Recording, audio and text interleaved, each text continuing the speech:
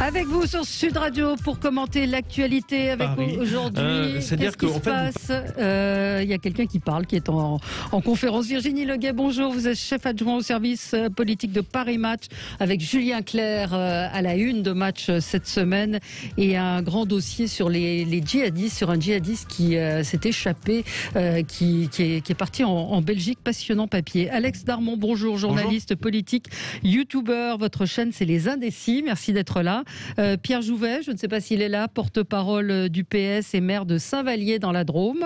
Bonjour. Et Serge Grouard, maire LR d'Orléans. Bonjour Valérie, oui, je suis là. Bonjour, bonjour à vous, monsieur le maire. Merci d'être là, enfin messieurs les maires. Merci d'être avec nous sur Sud Radio. On va parler du reconfinement qui semble s'éloigner, mais a-t-on raison de se réjouir? Faut-il continuer à être prudent? On va revenir sur cette affaire autour de Marine Le Pen qui risque 5 000 € d'amende pour avoir diffusé des photos de Daesh. Elle dénonce un procès politique. Et puis Emmanuel Macron qui s'attaque à la haute fonction publique et qui veut instaurer une forme de discrimination positive. Je vois qu'il y a des sceptiques sur ce plateau. Petit tour de table de ce qui a retenu votre attention aux uns et aux autres. On va commencer avec vous, Serge Grouard. Un coup de cœur pour une découverte scientifique.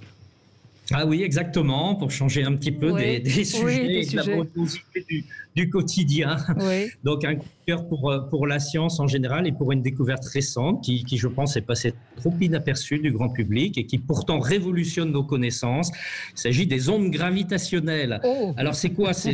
Oui, c'est un grand mot, mais ce n'est pas un gros mot.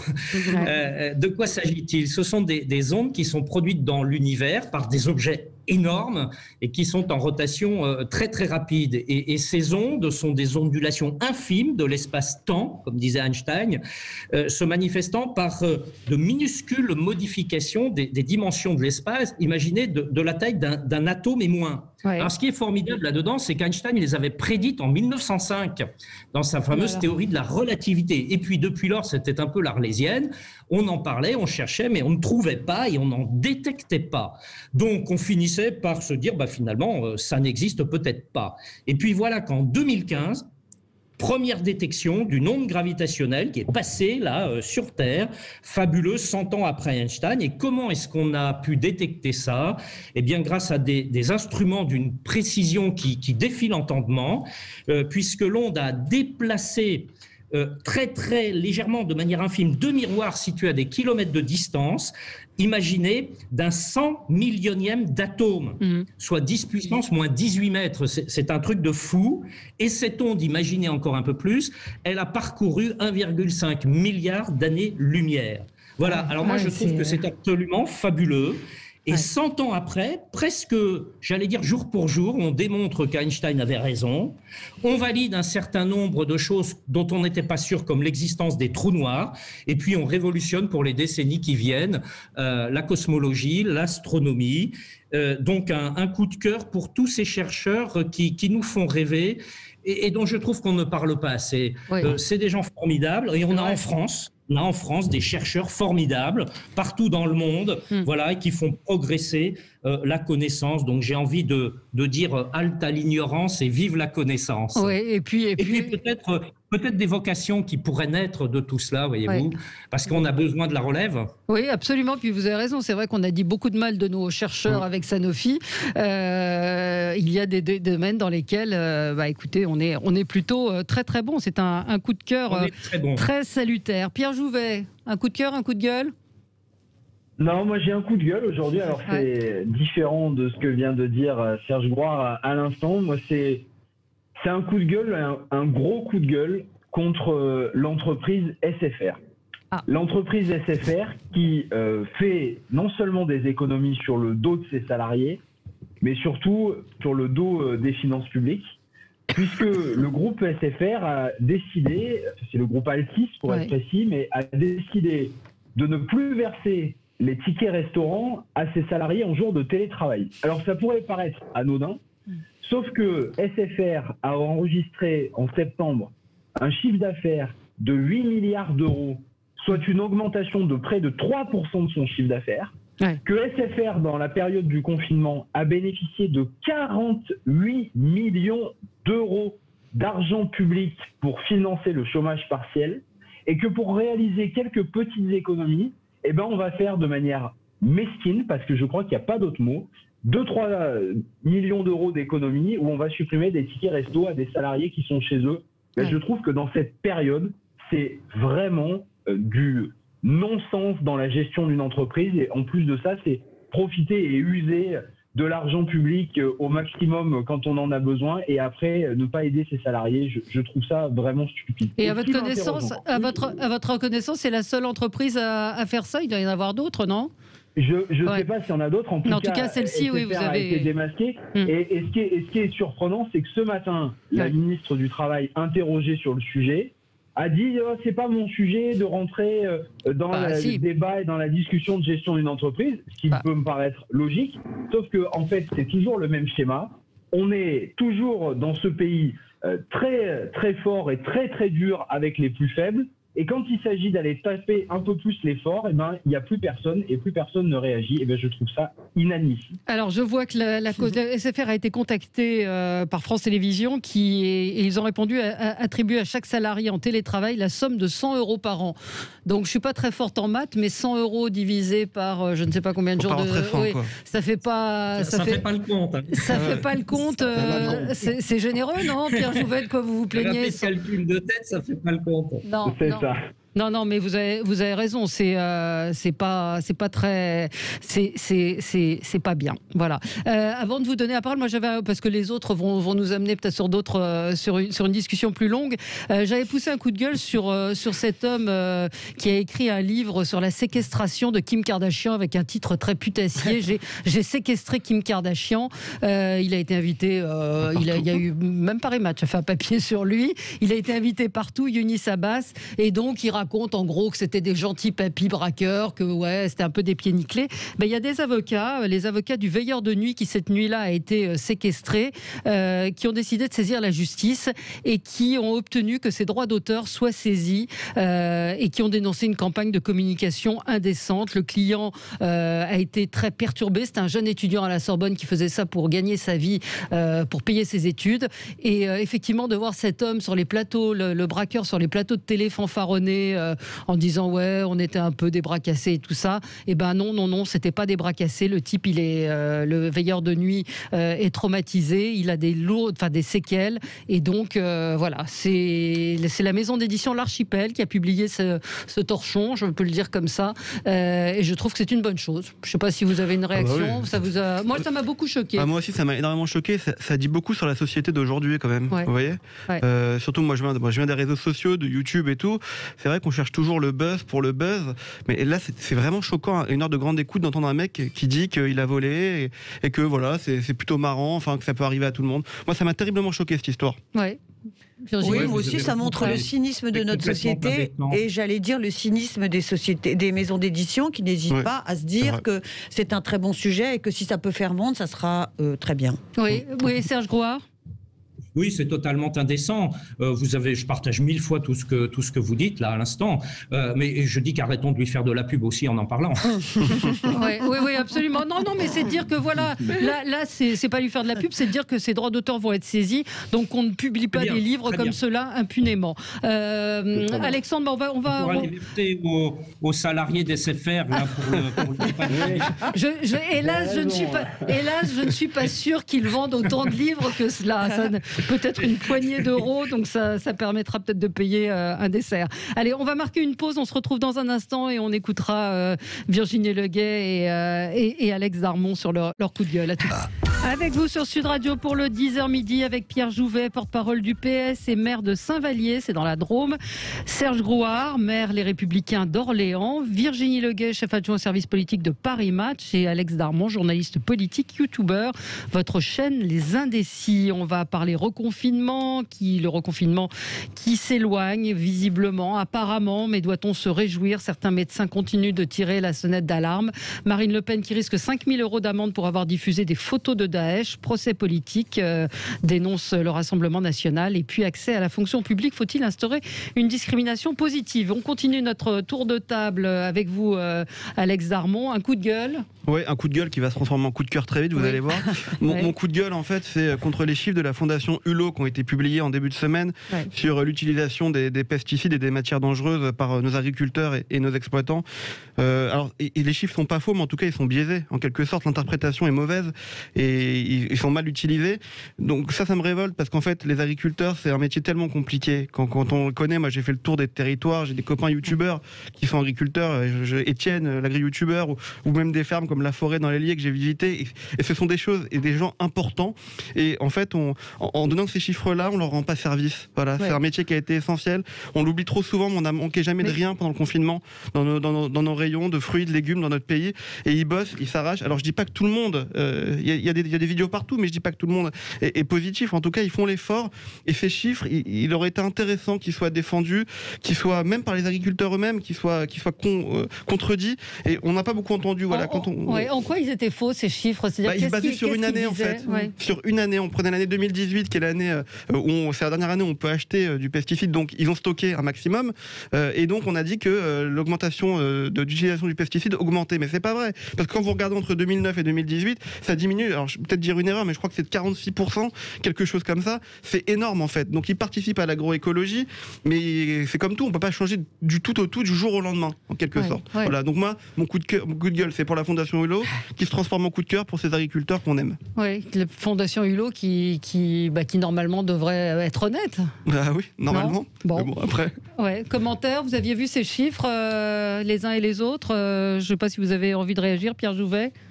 Oui, moi j'avais vu ces chiffres. Effectivement, je crois que il faut pas être trop clivant sur ces sujets comme on a tendance à le faire. Moi, je veux aller dans le sens de ce qui vient d'être dit. Les agriculteurs, pour leur immense majorité, font énormément d'efforts pour opposer, sortir du modèle traditionnel dans lequel ils ont pu grandir et dans lequel ils ont pu mettre en place leurs exploitations. Les agriculteurs ne sont pas les pollueurs qui veulent bien être décrits par certains de temps en temps, et je trouve ce coup de gueule qui se transforme en coup de cœur plutôt salutaire, et je le partage.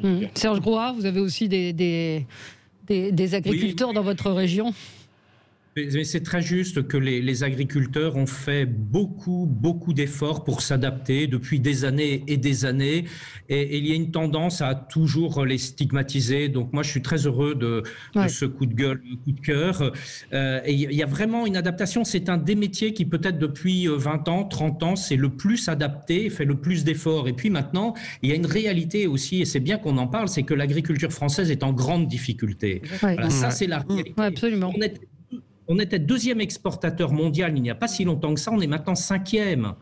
Et là, il y a vraiment des politiques à reconstruire pour faire en sorte que l'agriculture française reprenne sa place au plan mondial, parce que c'est un enjeu qui est stratégique pour les années à venir. Oui, absolument. Virginie? Oui, c'est une profession dont je rappelle que le revenu moyen est extrêmement faible et où le taux de suicide est un des plus importants, et qui a beaucoup de mal à, disons, projeter une image positive, parce qu'elle est tout le temps sujette aux attaques parfois outrancières des écolos. Allez, votre coup de gueule, Virginie? Alors moi, mon coup de gueule qui ne transformera pas en coup de cœur, pardonnez-moi, je suis peut-être pas dans une humeur assez sereine aujourd'hui. Mon coup de gueule, c'est la démission de Frédéric Mion, qui jurait il y a encore quelques semaines ne rien savoir. Ça aurait pu être un coup de cœur pour sa démission.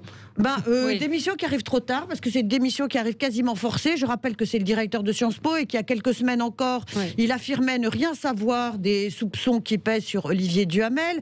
Et finalement, l'inspection interne lancée par Frédérique Vidal, la ministre, a montré que non seulement il savait, mais qu'il avait été alerté à plusieurs reprises, et qu'il n'était pas le seul en plus. Qu'il n'était pas le seul. Je rappelle que Marc Guillaume lui-même a démissionné du siècle. Je rappelle que Jean Vell, avocat très influent, reconnaissait savoir parce qu'il était très proche d'Olivier Duhamel, et expliquait qu'il ne pouvait rien dire parce qu'il était tenu par le secret professionnel.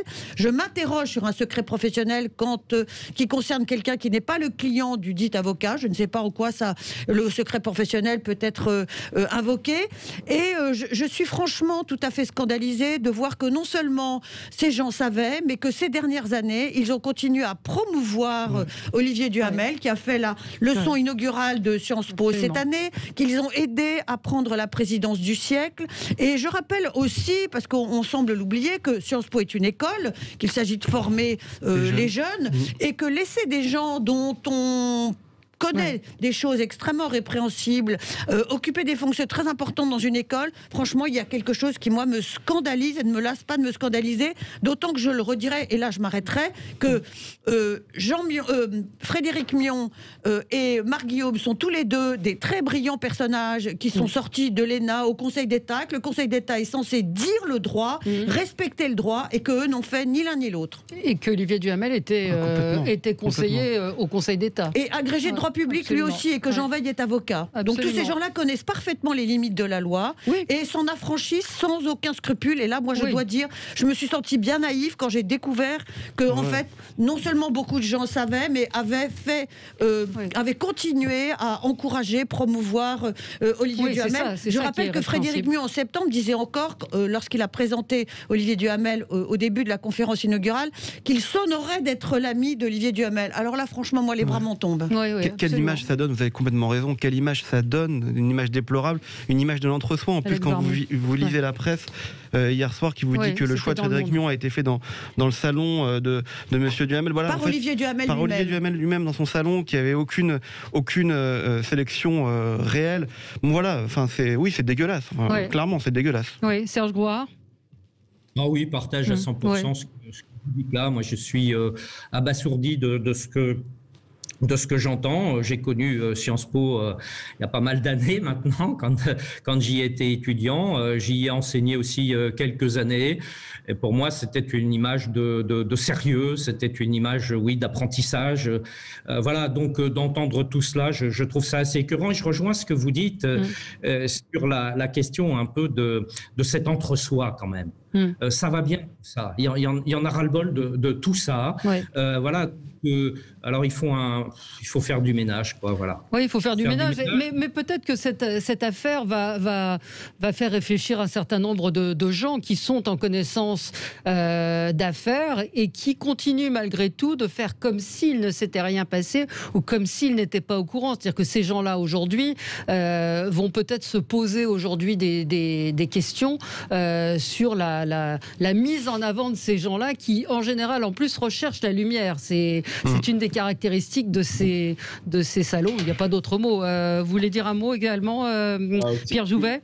Que tout ce qu'on découvre jour après jour sur ces affaires, c'est absolument écœurant. C'est vraiment un système, effectivement, Serge Grouard a raison, un système d'entre-soi qui doit tomber, qui doit s'effondrer de manière définitive. Et j'espère, comme vous le disiez, Valérie, à juste titre, que s'il y en a d'autres qui savent ou qui savaient, ils le disent maintenant, et qu'on arrête ce système d'omerta, et qu'on arrête ce système de protection des uns des autres, où en fait on a l'impression pour le grand public qu'un petit noyau se tient, se soutient, reste vraiment dans la préservation personnelle. Il faut que tout ça s'écroule, il faut que tout ça tombe. C'est malsain, c'est écœurant. Et voilà, moi, j'ai peu de mots en fait sur le sujet, mis à part à dire qu'en fait, tout ça me dégoûte depuis des semaines que c'est sorti. Et voilà, que la pyramide continue de s'écrouler, et j'en suis bien content. Et moi, je souligne le courage des étudiants de Sciences Po qui, semaine après semaine, ont manifesté sous les fenêtres de Sciences Po pour demander la démission de leur directeur.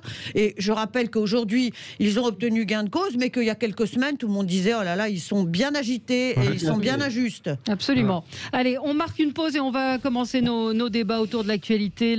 C'était aussi l'actualité. Le reconfinement s'éloigne-t-il réellement ? Est-ce qu'on doit se réjouir ? On a l'impression qu'il y a une sorte de satisfecit du gouvernement français. Est-ce que vous partagez cet avis ? 0826 300 300. À tout de suite. Avec vous sur Sud Radio, on est ensemble jusqu'à midi, jusqu'à quelques remarques. auditeur me dit, quand dans l'affaire Kouchner, vous voyez que même les parents étaient au courant et qu'ils n'ont rien fait. Après, ils ont respecté le souhait de leur fils, en tout cas le père Kouchner, qui ne voulait pas, quand il l'a su très tard, il l'a su en 2008. Enfin, pardon, quand le fils a parlé à sa mère, Evelyne Pizier, non seulement, oui, bien sûr, mais non seulement elle l'a pas cru dans un premier temps, et après elle lui a dit, mais de toute façon, moi je resterai avec mon mari. Vous voulez prendre mon mari, vous voulez l'attaquer. Là, c'est pas juste respecter la parole de son fils, parce qu'il était venu lui parler. Absolument. Allez, le reconfinement s'éloigne. Alors on est passé d'un gros confinement, serré qui allait arriver à une sorte de bravo à tous. On a vaincu le Covid, une forme de satisfecit hier, si on écoute le porte-parole du gouvernement. Qu'est-ce que vous en... Alex Armand? Non, mais d'abord, moi je suis impressionné par les Français, il faut être honnête quand même. Parce que bon, ils sont formidables.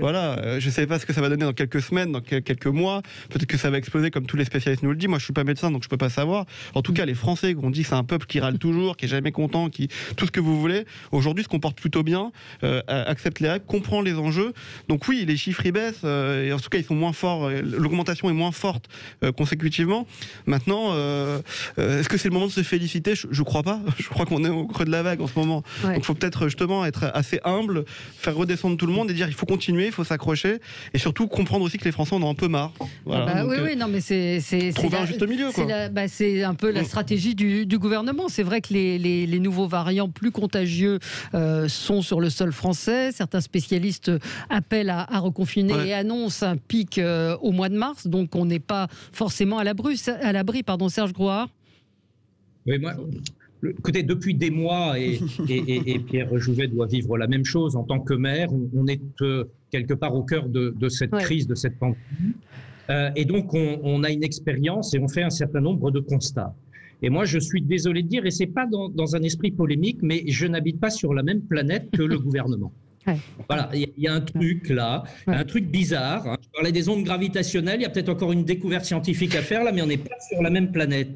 Pourquoi ? Parce que moi, je vois ce qui dysfonctionne et je vois ce qui fonctionne. Ce qui fonctionne, c'est ce qui relève presque toujours des hôpitaux, avec des gens sur le terrain absolument d'un dévouement, mais vraiment remarquable, tous les jours, toutes les nuits.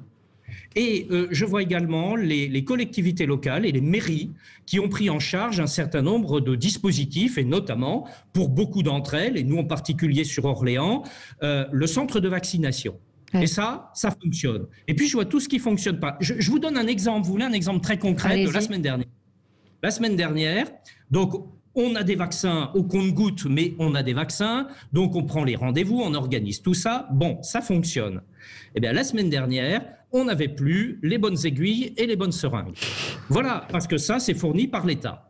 Donc, on a eu un moment extrêmement difficile. Vous savez ce qui s'est passé ? Non, qu'est-ce qui s'est passé ? Comment c'est possible ? Eh bien, comment c'est possible ? Ça, si je pouvais savoir. Avec les seringues et les aiguilles qu'on nous proposait, on ne pouvait, vous savez, dans les petits flacons que l'on a, on ne pouvait faire que 5 doses au lieu des 6. Exactement. Vous voyez le truc, hein ? Ces 6 doses, on ne pouvait plus en faire que 5. Donc, évidemment, toute la prise de rendez-vous était fichue en l'air, parce qu'on pouvait prendre 5 rendez-vous au lieu de 6. Eh bien, ce sont des agents de la mairie d'Orléans qui ont été acheter les seringues pour qu'on n'interrompe pas la chaîne de vaccination. Voilà la réalité de ce que nous vivons au quotidien. Faites le test sur la plateforme Doctolib. Ça, c'est quelque chose qui est mis en place par l'État.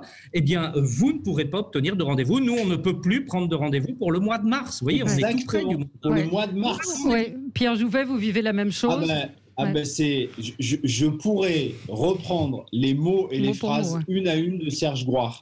Il est maire d'Orléans, je suis maire de Saint-Vallier, on est à plus de 600 km d'écart. Avec des villes différentes. On n'est pas du même parti politique, on voit la même chose. C'est une catastrophe.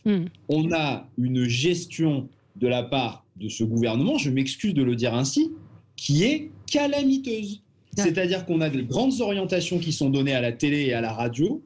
On a des satisfecit qui sont donnés. On nous explique que le taux de contamination est en train de diminuer. Moi, dans mon territoire, on constate l'inverse, L'hôpital dans lequel je suis au conseil, président du conseil d'administration, est en train de voir son taux en réanimation exploser.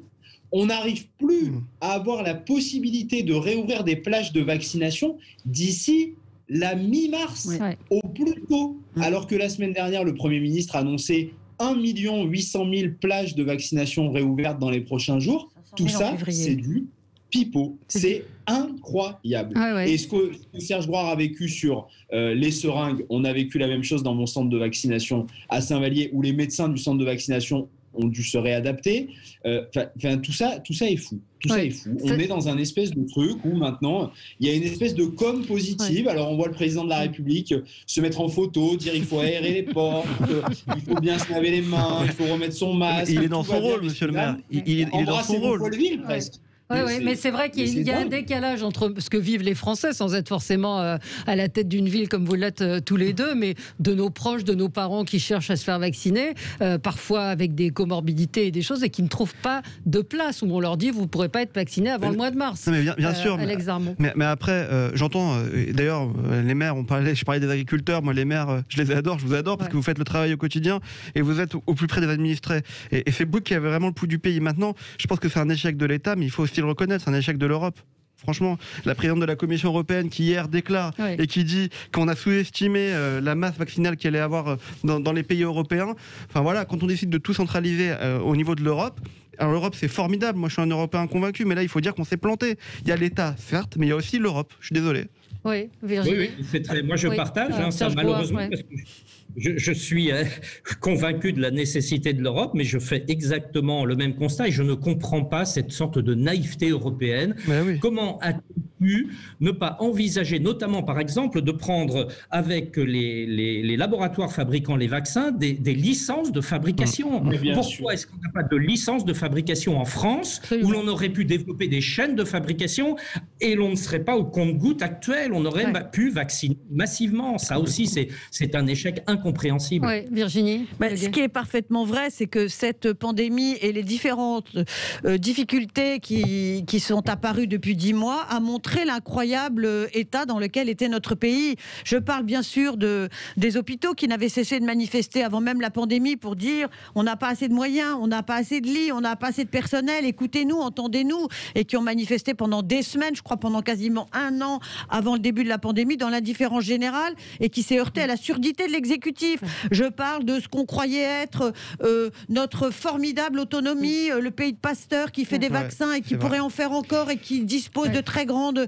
entreprises comme Sanofi. Et je parle de l'état de dénuement dans lequel tout ça est apparu. Et moi, ça m'a fait un peu froid dans le dos. Je me suis dit, finalement, la gauche et la droite, pardonnez-moi, messieurs, je ne vous incrimine pas, mais la gauche et la droite ont laissé filer des tas de choses depuis 30 ans, parce que là, on ne peut pas dire c'est Emmanuel Macron. Et le pays, aujourd'hui, s'est montré sous son vrai jour. Et pour moi, ça a été une grande surprise de voir à quel point il était démuni. Comment se fait-il que nous soyons le seul pays du Conseil de sécurité de l'ONU qui n'a pas fait son propre vaccin? Comment se fait-il que nous nous soyons remis aussi aveuglément à l'Europe? Peut-être c'était une bonne idée de faire des commandes groupées, mais pourquoi les avoir fait si tard? Pourquoi n'avoir pas vissé les contrats? Pourquoi n'avoir pas fait travailler sérieusement des vrais spécialistes de contrats sur cette question? Pourquoi entendons-nous aujourd'hui Madame von der Leyen dire ah oui, on a sous-estimé, mais enfin elle le dit alors que nous sommes quasiment à la mi-février. Finalement, pour nous, c'est la double peine. On a eu affaire à la paperasserie européenne, à la bureaucratie, la lenteur du système européen, et maintenant on a affaire au mépris de notre système français pour ce qui est l'intendance. Genre, bon allez, on lance une campagne de vaccins, l'intendance suivra. Ben, l'intendance, elle ne suit pas quand les vaccins ont des conditions de conservation aussi compliquées. L'intendance doit être réglée au cordeau, et l'intendance n'est pas une petite chose. L'intendance, une bonne idée qui n'est pas exécutée est une idée morte. Et là, cette bonne idée, elle n'a pas été exécutée, elle n'a pas été prévue. Et là, on est en train de ne même pas réussir à rattraper les débuts calamiteux de la campagne. Je voudrais juste juste dire un mot, je le dirai tous les jours s'il le faut. Je répondrai à toujours ces auditeurs qui disent arrêtez de parler du vaccin, parler de ceux qui meurent, parler de ses effets secondaires. Les Français ne veulent pas de ce poison. Mais les gens vaccinés sont ceux qui ne mourront pas. Voilà, c'est ça, ce vaccin. Il n'y a pas eu de mort suite au vaccin. Les gens qui sont morts étaient des gens extrêmement âgés, qui avaient des comorbidités. 80 000 personnes à peu près aujourd'hui. Vu la masse de gens qui ont été vaccinés, il n'y a pas d'effet secondaire. Et ce vaccin, quand vous dites oui, mais on n'empêche pas la contagion et tout, ça vous empêche d'avoir des formes graves. Je sais que je me fatigue, je m'épuise à le dire, mais voilà, vous ne vous vaccinerez pas, c'est votre droit, mais c'est la seule manière, en tout cas, de se prémunir. Pardon, Alex. Non, mais je vous en prie. Je vous ai coupé la parole. Et puis scientifiquement, puisqu'on manque souvent de scientifiques et de raison dans le débat politique en ce moment. Scientifiquement, quand on voit les premiers résultats qui se déroulent en Israël et où ils communiquent leurs résultats à Pfizer, on voit concrètement, scientifiquement, par les chiffres, que ça marche. Et d'ailleurs, c'est là où j'en veux aussi au gouvernement et à l'Europe, c'est que le président Macron nous a dit quoi qu'il en coûte.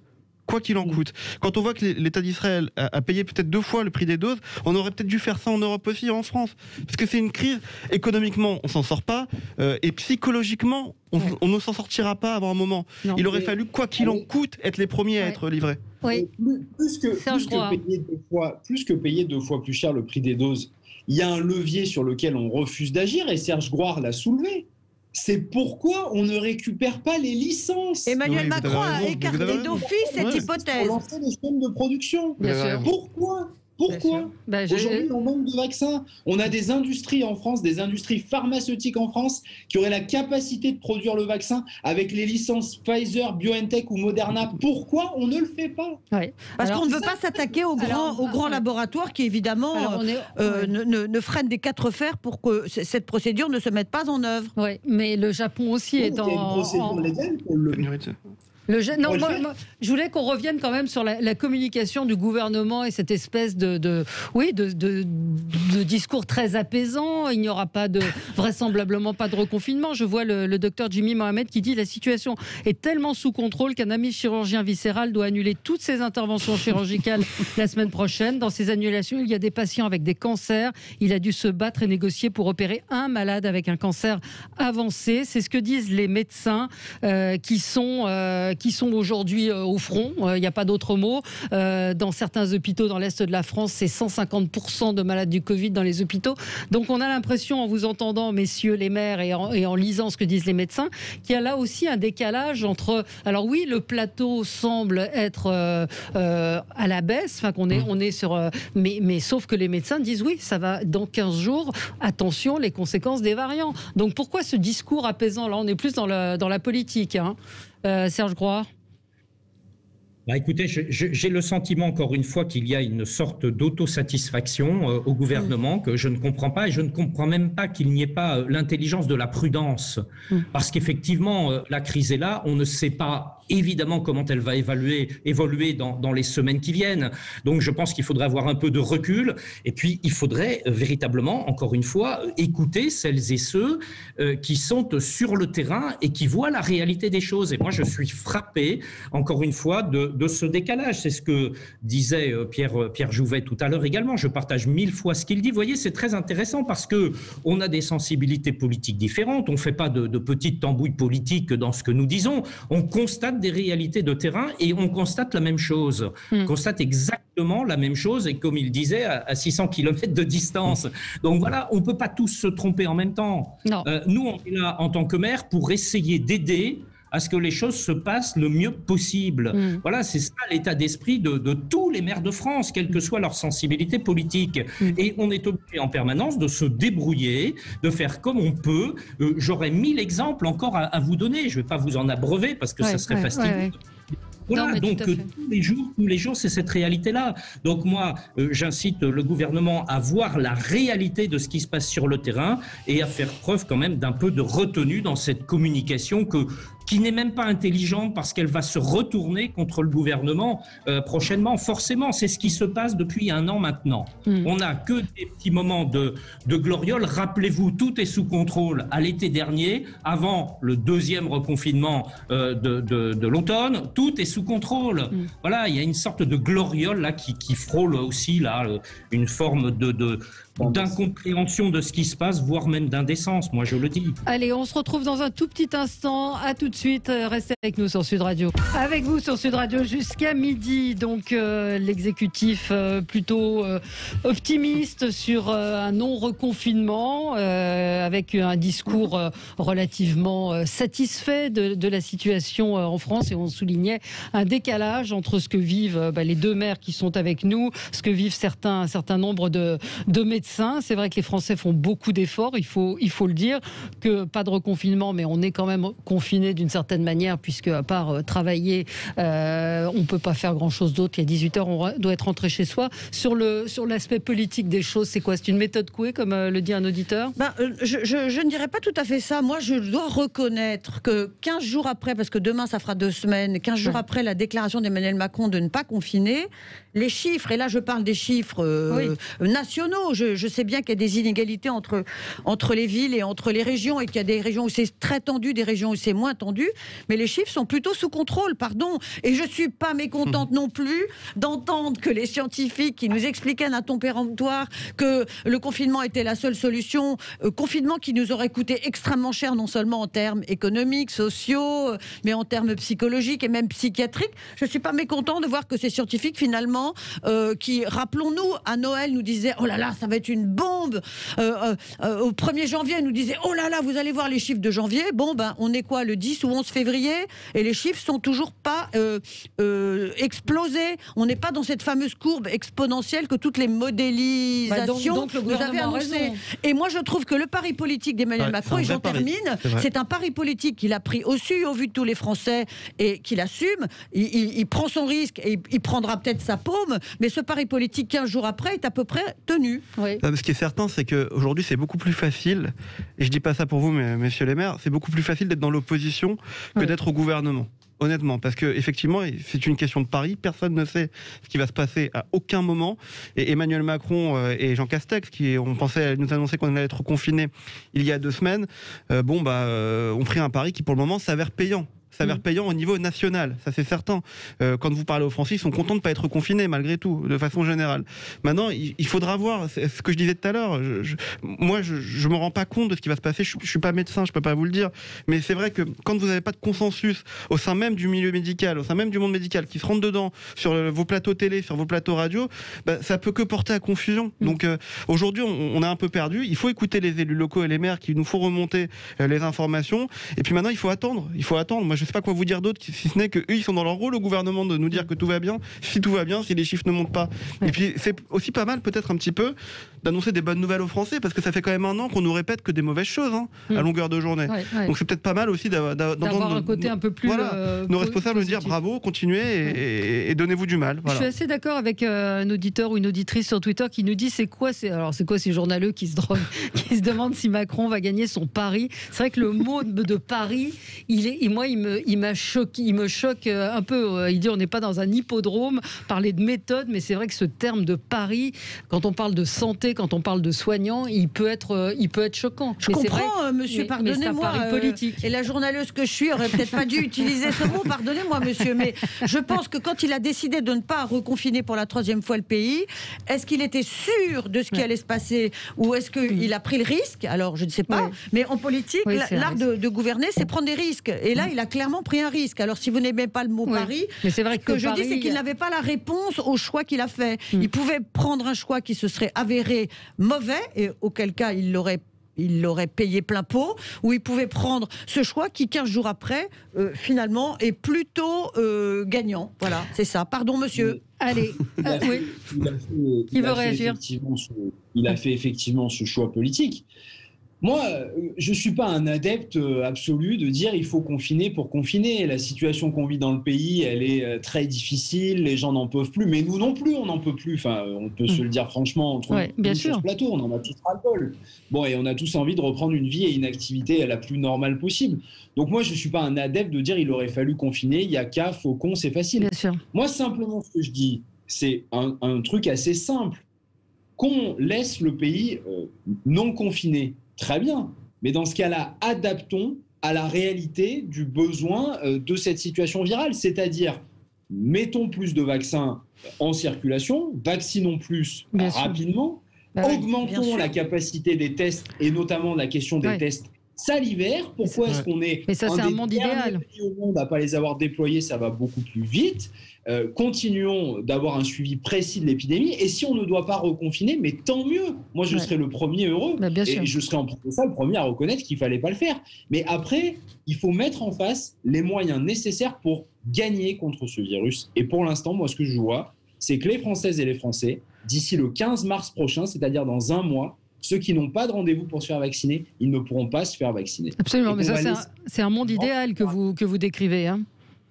Oui. Si je peux intervenir. Oui, Serge Grouard, allez-y. Bien sûr. Ce n'est pas un monde idéal, c'est ce qui relève de la responsabilité d'un gouvernement. Ouais. C'est ça qui est en jeu, c'est ça ce que dit Pierre Jouvet. Il y a des choses qui relèvent du gouvernement, et notamment la vaccination, et notamment la capacité de faire des tests. Et on voit effectivement les deux défaillances majeures sur ces deux sujets-là qui sont essentiels pour qu'on arrive à en sortir, parce que la clé, elle est là de la sortie de la pandémie. Moi, je veux dire également que, pour reprendre ce qui se disait tout à l'heure, on n'est pas, si je peux me permettre de parler collègues maires, les maires, on n'est pas dans une logique d'opposition, on est dans l'action. On est tous les jours dans l'action. Moi, tous les jours, je fais le point avec le centre de vaccination. Tous les jours, je vois si on a des tests, si on n'a pas de tests. On a organisé ça avant les vacances de Noël avec nos amis militaires, d'ailleurs, qui nous ont donné un gros coup de main pour faire une politique de tests que le gouvernement était infoutu de mettre en place.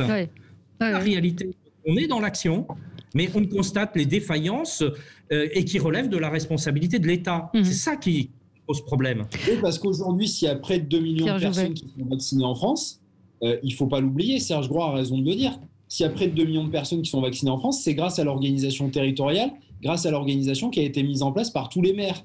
Et parce qu'après, le président de la République a beau jeu de dire certains maires jouent dans l'opposition. Enfin, si on jouait dans l'opposition avec Serge Grouard, on n'aurait pas mis en place de centre de vaccination. Moi, je n'aurais pas mis en place de campagne de tests, et je n'aurais pas acheté des masques pour toute ma population au mois de mars quand l'État n'était pas capable d'en trouver et d'en fournir. Bien sûr. Pardon, messieurs, mais vous êtes aussi, vous, sous la pression de vos administrés qui réclament d'être vaccinés. Donc, vous ne pouvez pas ignorer ce que demande votre population. Donc, certes, vous n'êtes pas dans l'opposition, mais vous dirigez des villes dont les habitants disent « je veux être vacciné ». Donc, vous essayez d'organiser les choses pour qu'ils puissent l'être. Oui, exactement. Absolument. Sans avoir les moyens. Oui, voilà, exactement. Allez, je voulais simplement ajouter une chose. Là où vous avez tout à fait raison, c'est que la sortie de cette crise sanitaire ne se fera que quand le pays aura une couverture vaccinale à un niveau, disons, suffisant.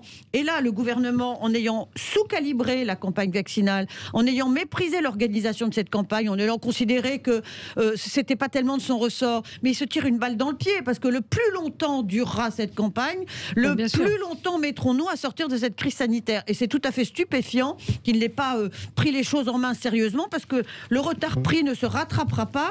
Je rappelle que plus lentement ont été faites les deuxièmes doses, au même rythme se feront les deuxièmes doses. Il faut 3 semaines entre la première et la deuxième dose. S'il y a eu 500 vaccinés la première semaine de janvier, il y aura 3 semaines après 500 personnes qui recevront leur deuxième dose. Donc le rythme va rester extrêmement lent et sera calqué sur le rythme de départ. J'ai raconté en début de semaine ce que m'a dit une médecin, à savoir qu'elle était allée pour sa deuxième dose. C'est une femme qui a plus de 65 ans, qui continue de consulter, et qui est à l'Hôtel-Dieu. On lui a dit revenez dans une semaine, parce qu'on est passé de 21 à 28 jours. Tout ça sans prévenir les médecins qui avaient annulé leur consultation, qui ont fait la queue pendant 1 heure. Et donc il y a une désorganisation aujourd'hui sur cette vaccination qui est totale et partout en France. On va marquer une pause, on va changer de sujet. On va parler de cette visite du chef de l'État à Nantes qui va annoncer de nouveaux dispositifs pour améliorer la diversité sociale et culturelle dans la haute fonction publique. À tout de suite. On est ensemble jusqu'à midi avec Pierre Jouvet, porte-parole du PS et maire de Saint-Vallier dans la Drôme, Serge Grouard, maire LR, les Républicains d'Orléans, Virginie Leguet, chef adjoint au service politique de Paris Match, et Alex Darmon, journaliste politique et youtubeur. Votre chaîne s'appelle Les Indécis. Alors on a un auditeur qui voulait réagir sur notre précédent débat. Dominique, vous êtes en ligne avec nous, bonjour. Oui bonjour. Je voudrais faire une remarque brève. Oui. Je rends hommage bien sûr au travail des maires sur le terrain, mais là je m'adresse non pas aux maires mais aux représentants des deux partis politiques d'opposition.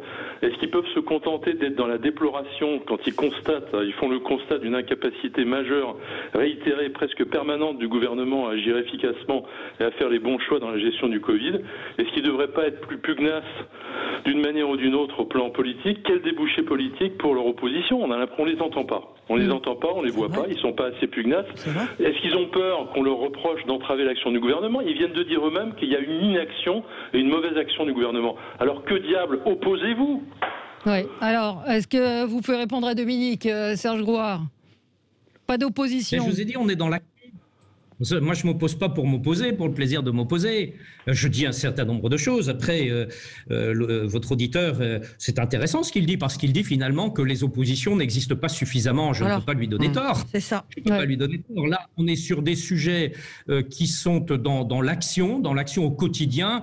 Et là, avec Pierre Jouvet, quelle que soit notre sensibilité politique, on agit. On est, vous le disiez tout à l'heure, on est au service des habitants et on essaye de faire le mieux possible dans l'action. Et on constate encore une fois les dysfonctionnements. Oui. Voilà. Alors Pierre Jouvet? Oui, on agit. Effectivement que les oppositions dans le jeu politique actuel ne soient peut-être pas assez audibles, je le déplore et je le regrette moi aussi. Ce que je veux dire à votre auditeur, peut-être pour le rassurer, c'est que dans un peu plus d'un an maintenant, il va y avoir une élection présidentielle. Et qu'il va y avoir un débat, et ce débat-là, on le portera, on dira ce qu'il en est, et on fera aussi un contre-modèle de proposition pour la façon dont on voit la gestion du pays demain. Et c'est ça la réalité, c'est qu'il faudra voir aussi, au regard de ce qui aura été fait pendant 5 ans, quel modèle, quelle vision on veut proposer aux Françaises et aux Français. Et en tout cas, nous, au Parti Socialiste, c'est ce sur quoi on essaye de travailler. Oui, mais sauf qu'aujourd'hui, effectivement, il n'y a pas beaucoup d'opposition sur le débat, concrètement.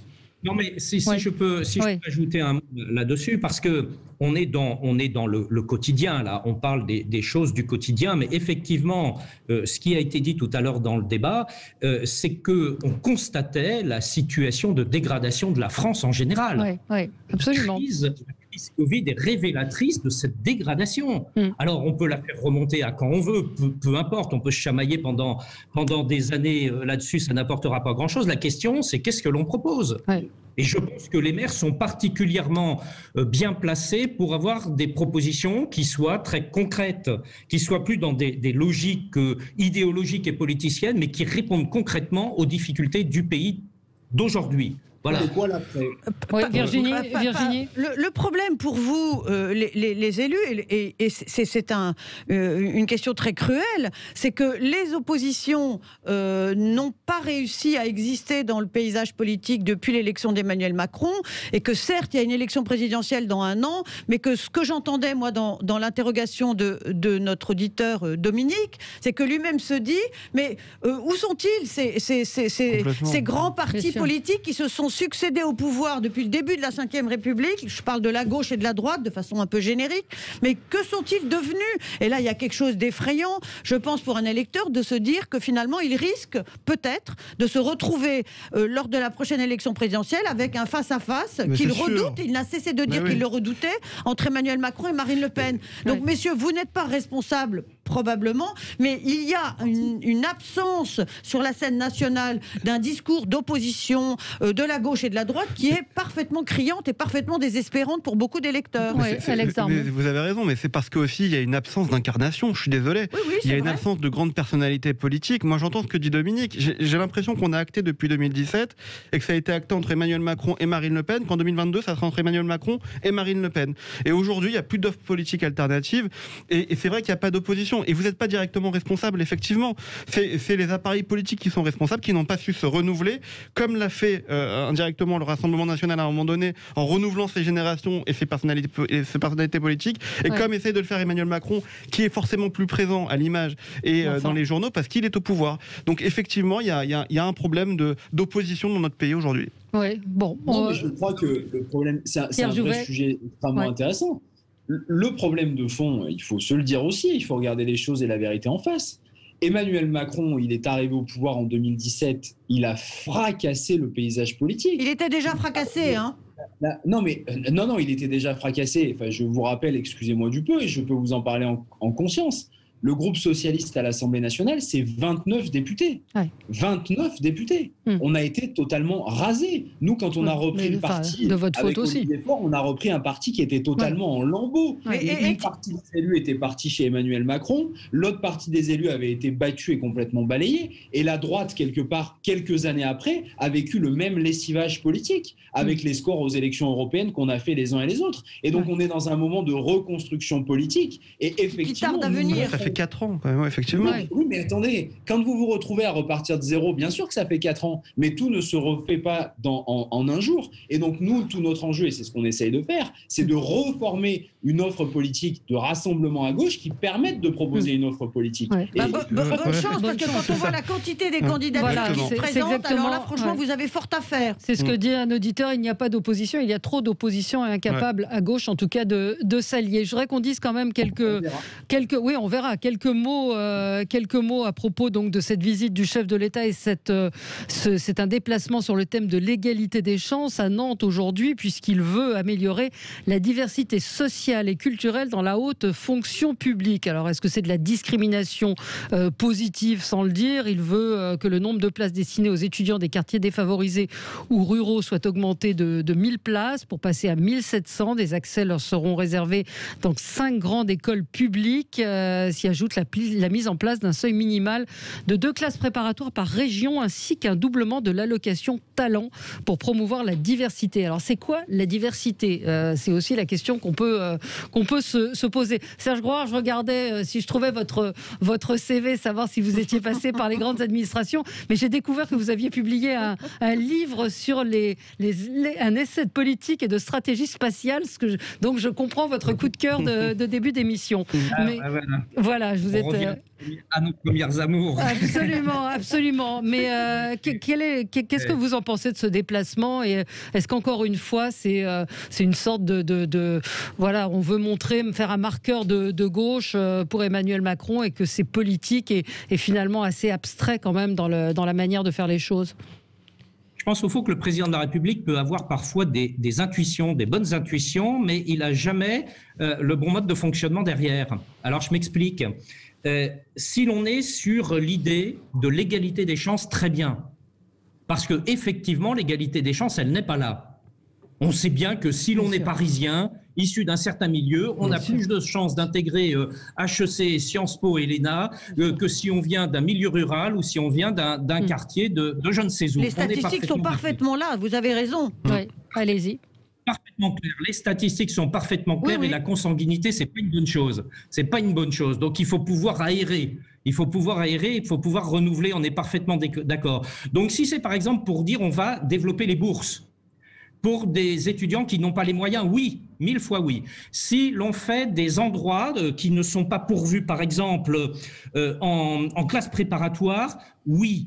Si maintenant on en est à dire, on réserve des places pour telle ou telle catégorie, telle ou telle personne, etc. Moi, je dis non. Pourquoi? Parce qu'on a besoin aujourd'hui, plus que jamais dans notre système éducatif, de l'excellence. On a besoin de la compétence. Et celle-là, elle ne peut pas se discriminer par je ne sais quels critères, parce qu'on revient avec ces critères sur un principe d'excellence. Et je dis aujourd'hui que dans la compétition telle qu'elle est dans le monde, nous avons besoin de monter le niveau de l'enseignement et de l'enseignement supérieur notamment. Et moi, je ne voudrais pas, par ce type de mesures un peu démago aussi, parce que ça ne touche pas que quelques personnes, au fond, on dévalorise le niveau, alors qu'au contraire, on n'est pas si bien classé que cela. L'éducation française, c'était quand même une force fabuleuse il y a un certain nombre de décennies, et ça s'est effrité. Alors, il faut faire monter l'excellence plutôt que d'être dans ces discriminations positives. Moi, je ne suis pas d'accord là-dessus. Je suis pour l'égalité des chances, mais pas pour la discrimination positive. Oui, je comprends ce que vous dites, hein, monsieur le maire. J'ai toujours été aussi... je ne sais pas comment me placer par rapport à la discrimination positive, mais quels sont les critères de l'excellence selon vous? Est-ce que les parcours de vie, certains parcours de vie ne font pas partie de ces critères d'excellence? Honnêtement, alors, vous avez raison, c'est très subjectif, mais je prends un exemple. Quand vous passez des concours, et j'en ai passé quelques-uns, vous avez un principe d'anonymat. vous avez des épreuves écrites où vous avez l'anonymat. C'est-à-dire que le jury ne peut pas percevoir qui vous êtes, d'où vous venez, etc. Ça garantit la neutralité dans tout simplement les corrections des épreuves. C'est pas un critère de l'excellence, c'est ça que je veux vous dire. Vous voyez ? Si, avec toute son imperfection, il y a l'intention de l'excellence. Moi, j'ai été correcteur, par exemple, dans des concours. Alors, je ne peux pas vous dire que j'ai été jury de concours. Je ne peux pas vous dire j'ai fait tout parfaitement. Ce n'est pas vrai. Il y a une part de subjectivité. Mais on s'essaye à choisir les candidats qui vont être, a priori, pour nous, les meilleurs. Donc, on est sur cette logique-là. On n'est pas sur une logique, par exemple, est-ce que c'est un homme, est-ce que c'est une femme, est-ce qu'il est de telle origine ou de telle autre. On n'est pas du tout sur ce genre de critères. Ouais. Et là, je crains que ce genre de critères ne dévalue ce critère d'excellence dont je conviens avec vous qu'il a une part de subjectivité, hein, on est bien d'accord là-dessus, mais il y a cette intention qui est importante. Quand on est maintenant sur des épreuves, ce qu'on appelle un grand oral, où le grand oral c'est un peu du bavardage sur de la culture générale, je suis désolé, ce n'est plus un moyen pour moi de sélection. Mais pardon monsieur, mais est-ce que le critère de sélection n'a pas joué depuis le début du parcours scolaire?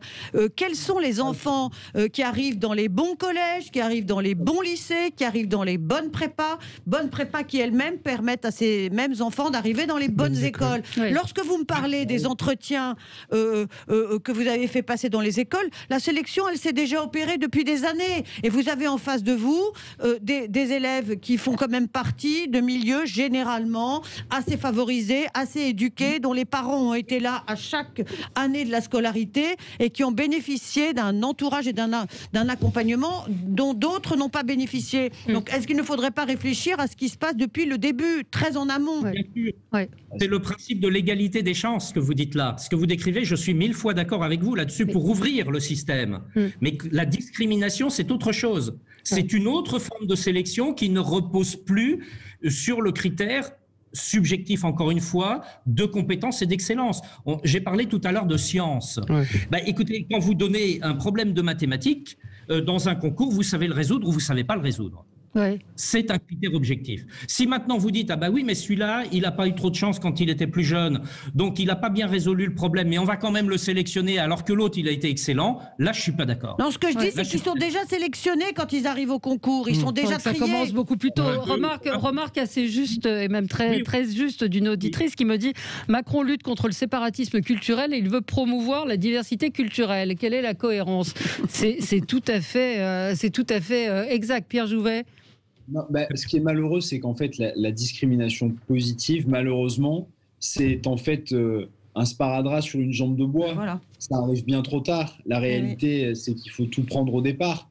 Comment expliquer qu'entre un élève de terminale du lycée Henri Laurens de Saint-Vallier, il ait 2 fois moins de chances de réussir le concours de Sciences Po qu'un élève du lycée en terminale de Henri IV à Paris? Le problème, il vient de là aussi. Et donc, on doit reprendre sur la structure éducative dès la base, reprendre dès les inégalités sociales et familiales dès le départ, parce qu'on voit que tout ça vient de là, sur la capacité d'accès à la culture, sur la capacité d'avoir accès à des plages hors temps scolaire pour aider et accompagner les enfants qui peuvent être en difficulté. C'est pas arriver au bout du bout en disant on va réserver 5 places pour des ruraux, 5 places pour des jeunes de banlieue qui va régler le problème, parce que ça a déjà été essayé et testé 10 fois et ça ne règle pas le problème à la base de l'inégalité de départ. Et donc il faut reprendre le schéma et le système par l'inverse. C'est pas essayer simplement de faire un petit coup à quelques... Non mais vous avez raison monsieur le maire, mais après il y a quand même une chose, c'est qu'on en parle. Et il faut quand même saluer le fait qu'on en parle dans la période actuelle. Et qu'on a un déplacement présidentiel sur le terrain pour en parler, pour prendre ce sujet à bras-le-corps. Moi, j'encourage toujours ce genre d'initiative parce qu'au moins, ça fait la une des journaux et les gens comprennent de quoi on parle. Il faut le souligner quand même. Alors moi, je note que ça intervient un an avant l'élection présidentielle, qu'Emmanuel Macron est au pouvoir depuis 4 ans et que là, il ne fait pas de plan mais des petites annonces dont il dit qu'elles seront opérationnelles dès septembre prochain et qu'il y a bien une arrière-pensée politique très forte à se lancer dans cette direction politique. Mais bien sûr, mais c'est la politique. Un petit clin d'œil à son aile gauche parce qu'il est en train de la perdre totalement et qu'il faudrait essayer de rattraper un peu l'électorat de gauche à quelques mois de la présidentielle. Vous avez raison. Allez, merci à tous les quatre. Merci d'avoir été là. On a fini, voilà. Et puis on se retrouve demain. Merci à vous et très bonne journée sur Sud Radio.